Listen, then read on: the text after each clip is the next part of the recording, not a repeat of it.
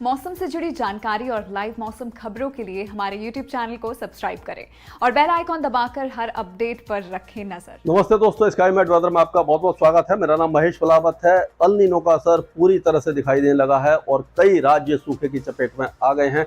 सूखाग्रस्त इलाका इनको घोषित करना चाहिए, क्योंकि अभी गुजरात और जो ये राजस्थान है, अगस्त के महीने में 90% 80 से 90% की कमी देखने को मिली है। यानी कि पूरी तरह से सूखे जैसे हालात इन इलाकों में हैं और किसान भाइयों को बहुत ज़्यादा नुकसान का सामना करना पड़ रहा है और जो फसल है बर्बादी की कगार पर आ गई हैं। तो ये सारा जो है बहुत ज़्यादा एक तरह से संकट का समय है हमारे किसान भाइयों के लिए। लेकिन आगे भी क्या उम्मीद है उसके बारे में डिस्कस करते हैं। तो अभी अगर देखें तो ये जो ट्रफ है, एक्सेस ऑफ मानसून ट्रफ, अभी भी तराई के इलाकों में ही दिखाई दे रही है। एक ट्रफ है जो पाकिस्तान के ऊपर है, लेकिन वहां पर सूखी हवा है, कोई वेदर एक्टिविटी वहां पर दिखाई नहीं दे रही है। एक साइक्लोनिक सर्कुलेशन है जो आगे बढ़ेगा, धीरे धीरे आगे बढ़ेगा और इसका जो असर है वो इस जगह पर आपको दिखाई देगा। यानी कि यहाँ पर साइक्लोनिक सर्कुलेशन आएगा, north west bay of Bengal में 4 तारीख के आसपास बढ़ेगा, 5 या 6 तारीख के आसपास ये लो प्रेशर एरिया बन सकता है। अगर ये लो प्रेशर एरिया बनता है तो वो शुरुआती दौर में इस तरह से आगे बढ़ेगा, यहाँ पर लो प्रेशर एरिया के रूप में आएगा। यानी कि आप कह सकते हैं कि दक्षिणी छत्तीसगढ़, इसी लो प्रेशर एरिया से ही इस वीडियो की शुरुआत करते हैं।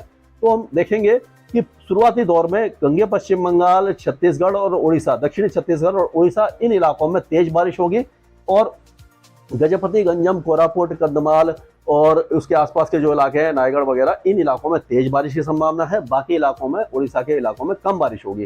गंगे पश्चिम बंगाल में भी अच्छी बारिश की संभावना है। दक्षिणी छत्तीसगढ़ में जो है, जैसे कि सुकमा है, दांतेवाड़ा है, बस्तर है, ये जो इलाके हैं यहाँ पर भारी बारिश की संभावना नजर आ रही है। लेकिन जो उत्तरी छत्तीसगढ़ है वहां पर फिलहाल बारिश कम रहेगी, लेकिन 6-7 तारीख से बारिश की गतिविधियां बढ़ जाएंगी।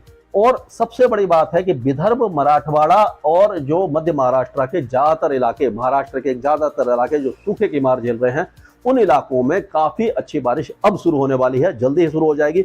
ऑलरेडी कुछ इलाकों में शुरू हो गई है। अब ये बारिश की गतिविधियां 4 या 5 या 6 तारीख तक रहने वाली है। 7-8 तारीख तक भी रहेंगी, लेकिन धीरे धीरे कमी आ जाएगी इसमें। तो ये जो वेदर एक्टिविटी है, यहाँ तक ये पूरा इलाका, अगर मैं इसका एक लाइन खींचूं कि किस इलाके को कवर करने वाली है, तो आप देखिए ये पूरा इलाका है, गंगे पश्चिम बंगाल से लेकर के ये पूरा इलाका है। अब इसमें आप देखिए दक्षिणी छत्तीसगढ़ है, उड़ीसा के ज्यादातर इलाके हैं, दक्षिणी मध्य प्रदेश है, विदर्भ, मराठवाड़ा, मध्य महाराष्ट्र, तेलंगाना और उत्तरी आंध्र प्रदेश, ये जो इलाके हैं बहुत अच्छी बारिश देखने वाले हैं इस लो प्रेशर एरिया के प्रभाव से। लेकिन क्या होगा कि ये 3-4 दिनों तक इस तरह से आगे बढ़ेगा। लेकिन आपने देखा होगा कि पिछले जो वेदर सिस्टम थे वो इस तरह से आके यहाँ पर टर्न किए थे, यानी कि मध्य प्रदेश के ऊपर आके हुए थे, लेकिन ये थोड़ा सा नीचे आकर के टर्न करेगा। इससे ये फायदा ये होगा कि जो दक्षिण भारत के कई इलाके हैं और जो महाराष्ट्र है, इसको बहुत अच्छी बारिश मिल जाएगी, जो पहले वेदर सिस्टम नहीं दे पा रहे थे।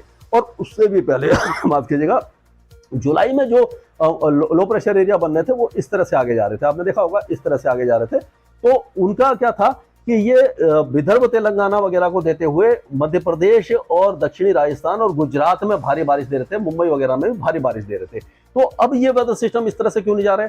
उनका कारण यही है कि जो आप देख रहे हैं कि जो हवाएं हैं, जो मैंने ये बनाई है डायरेक्शन, ये जो बनाया, ये देखिए हवाएं, ये जो हवाएं चल रही है,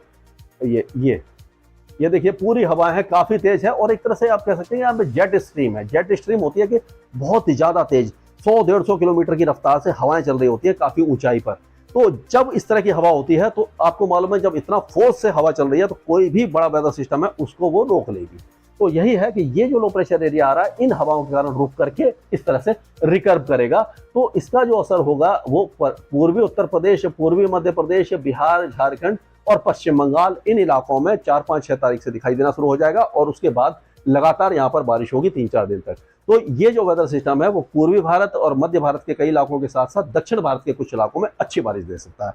लेकिन जो वेदर सिस्टम बन जाता है, जैसे मैंने पिछले वीडियो में आपको बताया था, तो क्या होता है कि हवाएं जैसे इस तरह से घूम रही है ना, यानी घड़ी की उल्टी दिशा में घूमती हैं, तो ये नमी है जो इसी के आसपास है। तो ये जो हवाएं जो पहले इस तरह से जा रही थी, जैसे यहाँ पर इस तरह से आगे आ रही थी, यानी कि नॉर्थ ईस्ट इंडिया में आ रही थी, वो रुक जाएगी। तो नॉर्थ ईस्ट इंडिया में, उत्तर पूर्वी भारत में बारिश की गतिविधियों में थोड़ी सी कमी देखने को मिल जाएगी, लेकिन पूर्वी भारत में अच्छी बारिश होगी। ये हमने इस लो प्रेशर एरिया को कवर किया। अब चलते हैं उत्तर प्रदेश के बाकी इलाकों के।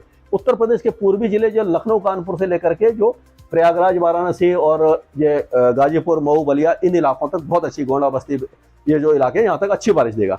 लेकिन जो पश्चिमी उत्तर प्रदेश है, क्योंकि वेदर सिस्टम इस तरह से यहाँ मुड़ने वाला है, तो पश्चिमी जो जिले हैं वो सूखे रहेंगे। यहाँ पर बारिश की संभावना नजर नहीं आ रही। हल्की फुल्की बारिश हो सकेगी कुछ इलाकों में और हवाएं चेंज हो सकती हैं। क्या होगा कि ये जो हवाएं चल रही हैं वो इस तरह से आ जाएंगी, ये इस तरह से आएगी, यहाँ इधर से हवा ये चलेगी और इधर से, यानी मिक्सिंग होगी ये दोनों की। ये नमी वाली हवाएं हैं और ये सूखी हवाएं, तो यहाँ पर जो बारिश की गतिविधियां हैं वो बढ़ जाएगी। यानी कि मध्य प्रदेश के पूर्वी भागों में, पूर्वी उत्तर प्रदेश, बिहार, झारखंड और छत्तीसगढ़ के साथ साथ विदर्भ, ये जो इलाका है ये दो अपोजिट विंड का एक तो रहेगा, इसका यानी कि मिलन रहेगा, उसके कारण इनस्टेबिलिटी बढ़ेगी, गरजने वाले बादल बनेंगे। और दूसरा ये लो प्रेशर एरिया जो आगे बढ़ेगा इस तरह से, यहाँ से जो टर्न करेगा, इसका भी असर रहेगा। तो जो पश्चिमी उत्तर प्रदेश है यहाँ पर जो बारिश की गतिविधियां ना के बराबर रहेंगी, बहुत हल्की बारिश रहेगी। पंजाब, हरियाणा, दिल्ली और राजस्थान के साथ साथ गुजरात, ये जो इलाके हैं ये पूरे 4 राज्य जो हैं, यानी कि 4 के साथ दिल्ली को भी काउंट कर लो तो 5 जो राज्य हैं, इनमें बारिश की गतिविधियां ना के बराबर हैं। कोई भी वेदर एक्टिविटी हमें दिखाई नहीं दे रही है। हो सकता है 6, 7, 8 तारीख के आसपास पूर्वी राजस्थान के कुछ इलाकों में हल्की बौछारें पड़ जाएं। उसी तरह से मध्य प्रदेश से लगे हुए गुजरात में भी छुटपुट बौछारें पड़ सकती हैं। लेकिन सौराष्ट्र कच्छ से लेकर के पूरा पश्चिमी राजस्थान पूरी तरह शुष्क और गर्म रहेगा। किसान भाइयों के लिए चिंता का विषय है। महाराष्ट्र में अच्छी बारिश होगी, गुजरात में नहीं होगी, राजस्थान में नहीं होगी, पंजाब, हरियाणा और दिल्ली और पश्चिमी उत्तर प्रदेश में नहीं होगी। पहाड़ों पर हल्की बारिश होगी। तो ये सारा हमने कवर किया। अब दक्षिण भारत की अगर हम बात करते हैं तो आपको मालूम है कि ये जो वेदर सिस्टम है तेलंगाना और आंध्र प्रदेश को बहुत अच्छी बारिश देने वाला है। और अभी क्या है कि एक 5.8 किलोमीटर के आसपास, इसमें क्योंकि दिखाया नहीं है क्योंकि लो लेवल के सिस्टम है, तो यहाँ पर एक साइक्लोनिक सर्कुलेशन आंध्र प्रदेश के आसपास बना हुआ है। और ये जो साइक्लोनिक सर्कुलेशन है तो वो हवाओं को इस तरह से खींचेगा, काफी तेजी से हवाएं आएंगी। तो यहाँ से जो ये सर्ज आएगी मानसून की, तो केरल और आंतरिक तमिलनाडु, नीलगिरी हिल्स में भारी से अति भारी बारिश दे सकता है।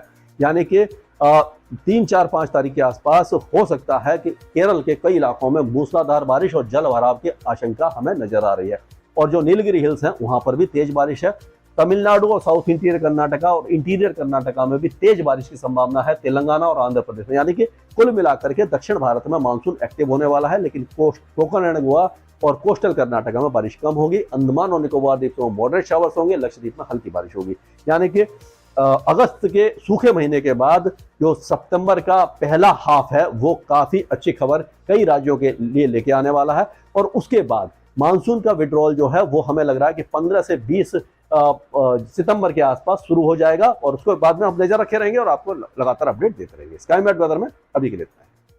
मौसम से जुड़ी जानकारी और लाइव मौसम खबरों के लिए हमारे YouTube चैनल को सब्सक्राइब करें और बेल आइकॉन दबाकर हर अपडेट पर रखें नजर।